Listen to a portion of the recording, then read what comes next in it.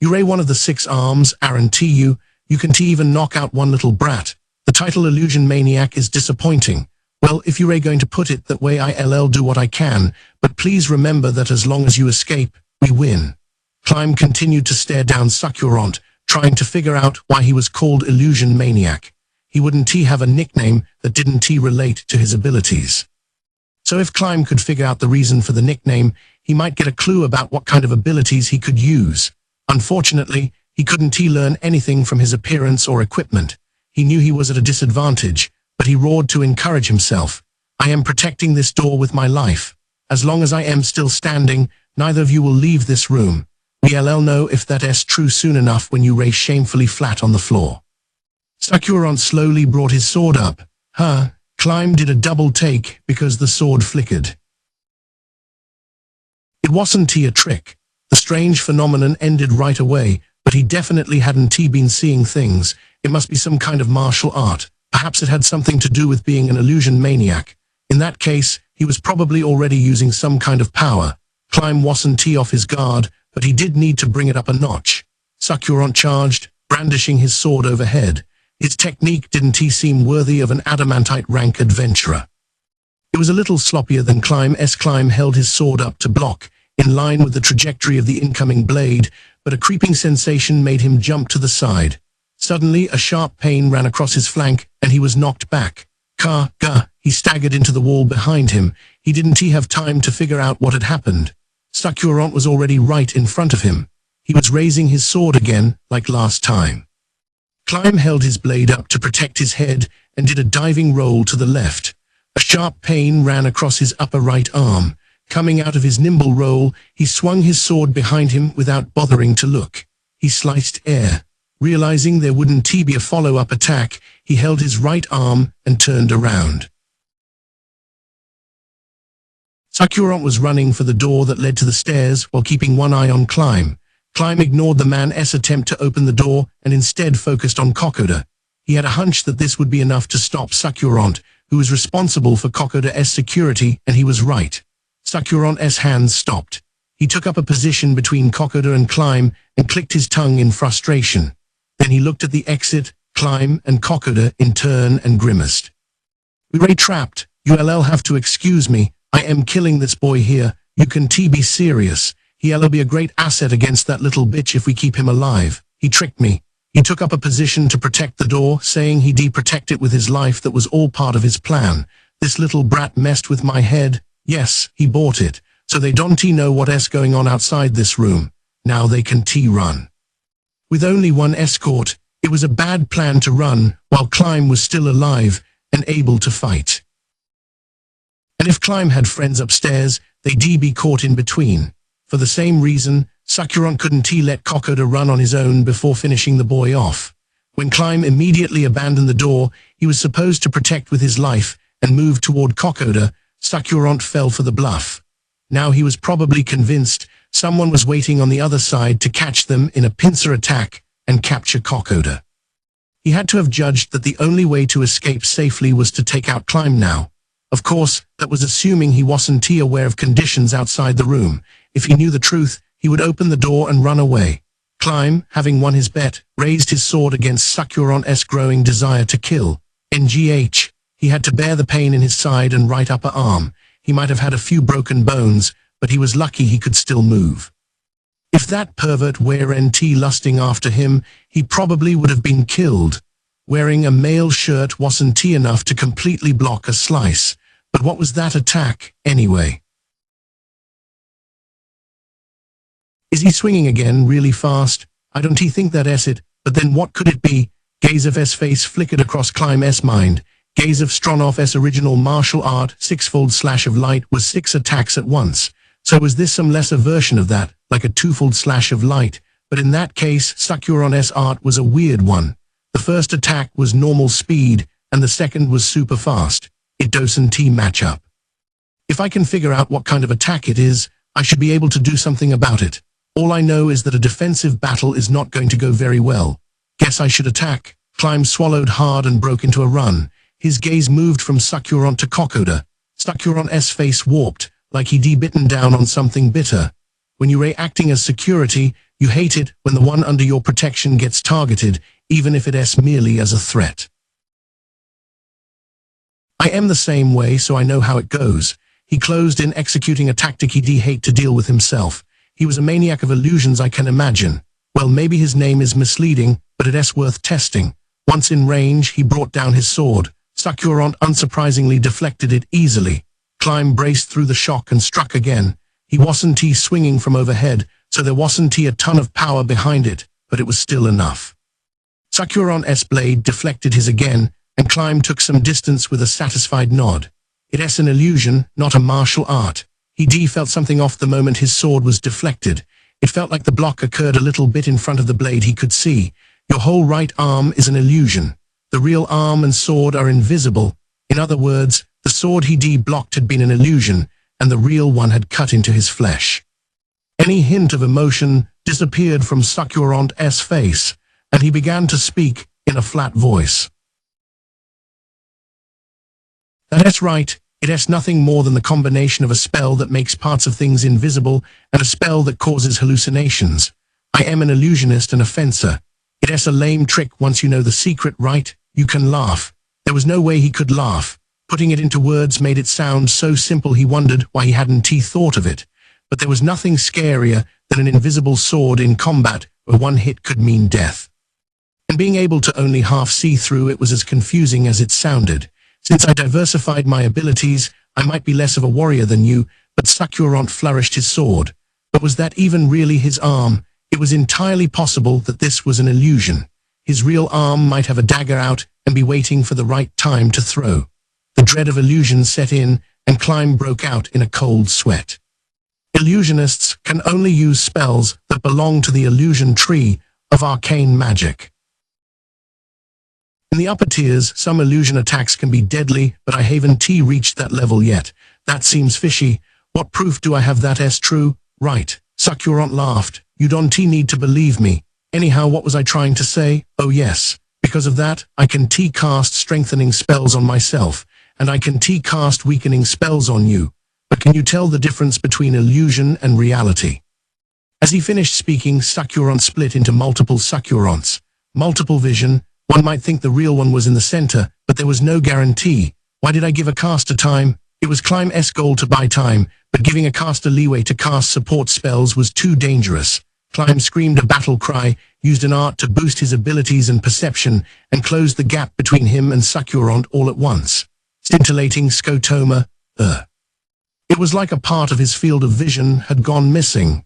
However, the effect disappeared immediately. Apparently, he had successfully resisted the spell. He charged forward and swung his sword to mow down all the Sakurants at once, but only one of them was in range. To get them all, he would have to be fighting at extremely close quarters. Climb wouldn't be able to get enough momentum behind the blade at that distance. The unlucky Sakurant fell to the side in halves. No blood spurted out, and the sword moved smoothly through him. Better luck next time. A chill slithered up from Climb's bowels. He was suddenly hot near his throat. He brought his left hand up to protect the hot area. A sharp pain coursed through his hand, and he felt the awful sensation of fresh blood soaking his clothes. If he hadn't sensed the killing urge, if he had hesitated to sacrifice his hand, his throat would have been slashed. Relieved to be alive, he gritted his teeth against the pain and swept his blade sideways. Again, it met no resistance and slashed only air. It can go on like this. Realizing that, Climb switched arts and used evasion as he backed away. His field of vision contained the two remaining Sakurants raising their swords at the same time. Knowing that both blades were illusions, he focused all his attention on his ears. The mail shirt he was wearing and the beating of his heart made a racket. Right now, he only wanted to hear the sounds of the men in front of him. No there. It was definitely not the sound of a sword being brought down. The faint sound of something slicing through wind was approaching his face from an empty space in front of him. He rushed to turn his head. Along with the searing sensation that streaked across his cheek, he felt his flesh being painfully torn off. A hot liquid flowed down his cheek and ran down his neck. There's a 50% chance. Spitting the blood that had welled up in his mouth, Climb bet all he had on a single attack. Because he used it as a shield earlier, his left arm was pure agony from the wrist down. It was possible his nerves had been severed. He wasn't even sure his fingers would work right. Still, if he could line them up, he could grip the hilt of his sword. An explosion of pain coursed through him. He grit his teeth, but his left hand moved and gripped the hilt. The limb probably felt swollen only because of the excruciating injury. He grasped his sword tightly with both hands. He mustered all the strength he could find. He brought the blade down from overhead. Blood spurted. He felt the blade cut into something hard. The sticky red sprayed up like a fountain. It seemed he nailed the real one this time. Apparently, he hit a vital point. Sakurant thudded to the floor. Climb couldn't believe he won against someone said to be adamantite equivalent, but it was definitely true that the man was lying on the floor. He suppressed the joy welling up inside him. He returned Kokoda's stare. It didn't seem like he had the will to run away. Perhaps because Climb had relaxed a bit, the pain in his cheek and left hand was enough to make him feel sick. I can quite call this victory. Taking Sakurant prisoner would have been best, but it had been impossible for him. Still, if he could capture a man escaping with the protection and assistance of the Six Arms, they should be able to get plenty of intelligence.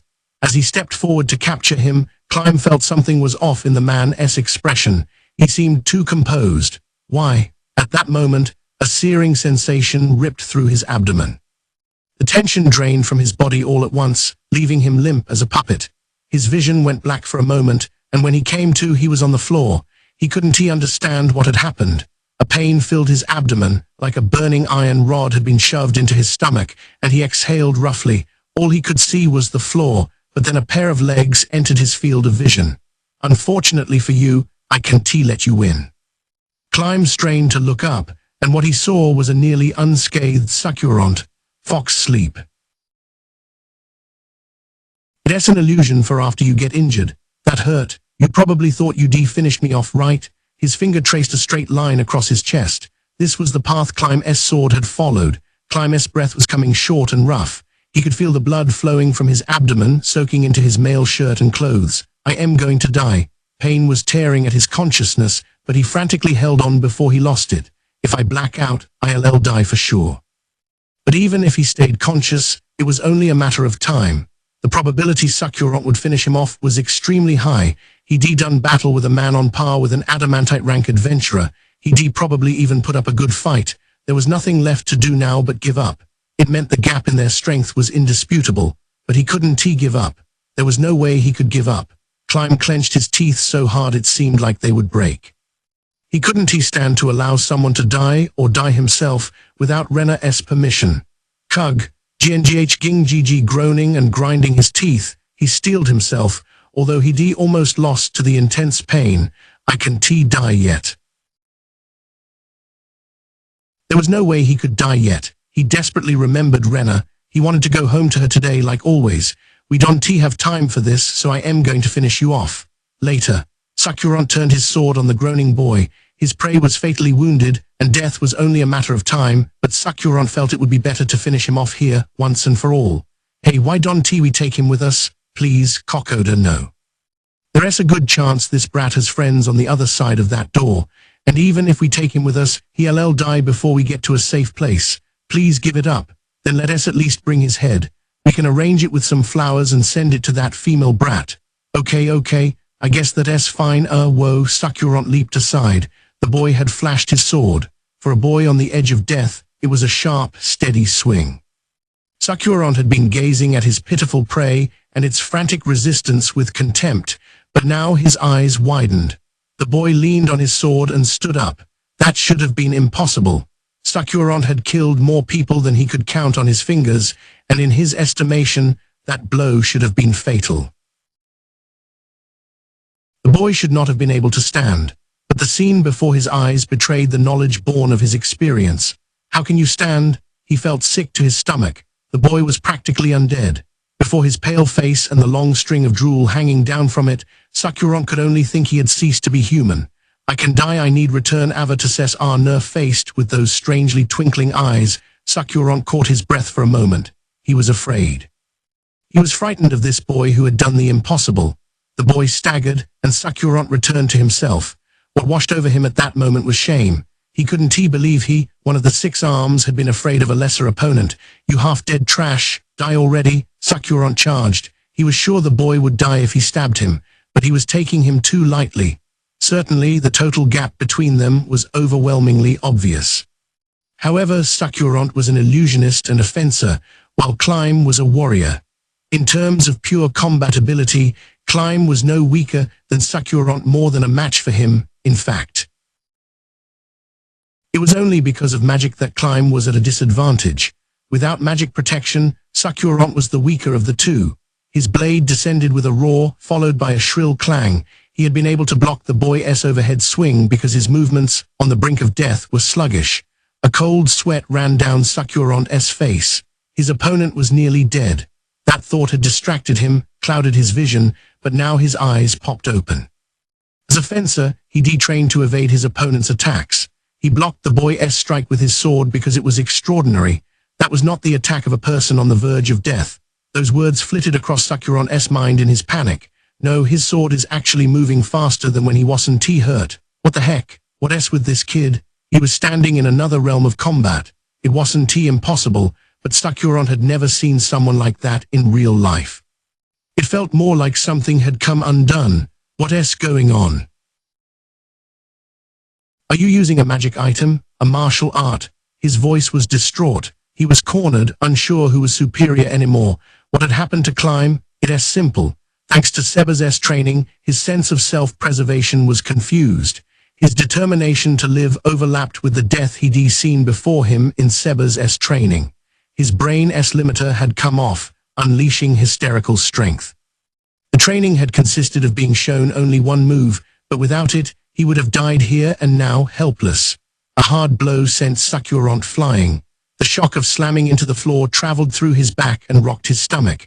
His orichalcum mail shirt absorbed some of the impact, but even so, the wind was knocked from his lungs. He couldn't breathe for a moment. What happened? As the one who received the blow, Sakurant couldn't understand, but to Kokoda, who was standing to the side, it was obvious. He'd been kicked. The moment his overhead swing had been blocked, the boy had unleashed a kick at Sakurant. Still not sure what had happened, Sakurant hurried to his feet.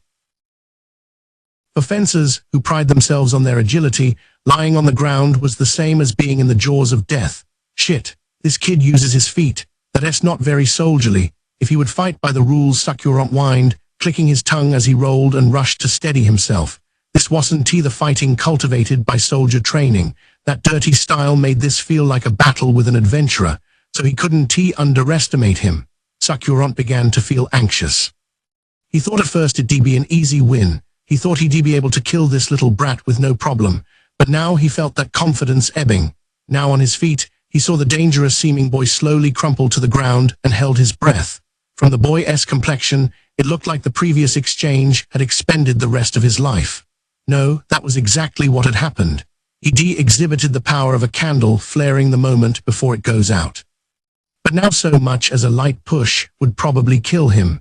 Sakurant felt slightly relieved to see that, but confusion and rage soon overtook him.